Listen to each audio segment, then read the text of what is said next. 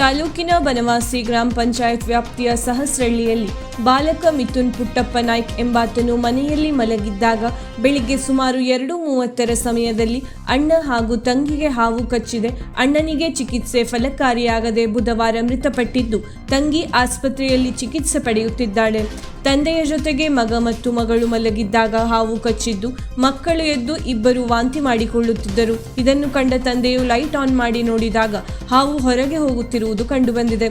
ಇದರಿಂದ ಗಾಬರಿಗೊಂಡ ತಂದೆ ತಕ್ಷಣ ಮನೆಯವರು ಹಾಗೂ ಸ್ಥಳೀಯರ ಸಹಾಯದಿಂದ ಆಂಬ್ಯುಲೆನ್ಸ್ ಮೂಲಕ ಬಾಲಕನನ್ನು ಮತ್ತು ಬಾಲಕಿಯನ್ನು ಪಂಡಿತ್ ಸಾರ್ವಜನಿಕ ಸರ್ಕಾರಿ ಆಸ್ಪತ್ರೆಗೆ ತಂದು ಪ್ರಾಥಮಿಕ ಚಿಕಿತ್ಸೆ ನೀಡಲಾಯಿತು.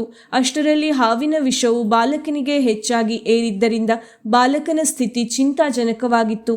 ಚಿಕಿತ್ಸೆಗಾಗಿ ಬೇಕಾದ ಅಗತ್ಯ ಪರಿಕರಗಳು ಹಾಗೂ ಸೌಲಭ್ಯ ಪಂಡಿತ್ ಸಾರ್ವಜನಿಕ ಆಸ್ಪತ್ರೆಯಲ್ಲಿ ಇಲ್ಲದ ಕಾರಣ ಬಾಲಕನನ್ನು ಹೆಚ್ಚಿನ ಚಿಕಿತ್ಸೆಗಾಗಿ ನಗರದ ಮಹಾಲಕ್ಷ್ಮಿ ಖಾಸಗಿ ಆಸ್ಪತ್ರೆಗೆ ಕಳಿಸುವ ಮಾರ್ಗ ಮಧ್ಯದಲ್ಲಿ ಬಾಲಕ ಮೃತಪಟ್ಟಿದ್ದಾನೆ ಮತ್ತು ಬಾಲಕಿ ದೀಕ್ಷಾ ನಾಯ್ಕ್ ಅವಳಿಗೆ ಪಂಡಿತ್ ಸಾರ್ವಜನಿಕ ಆಸ್ಪತ್ರೆಯಲ್ಲಿ ಚಿಕಿತ್ಸೆ ಮುಂದುವರಿಸಲಾಗುತ್ತಿದೆ.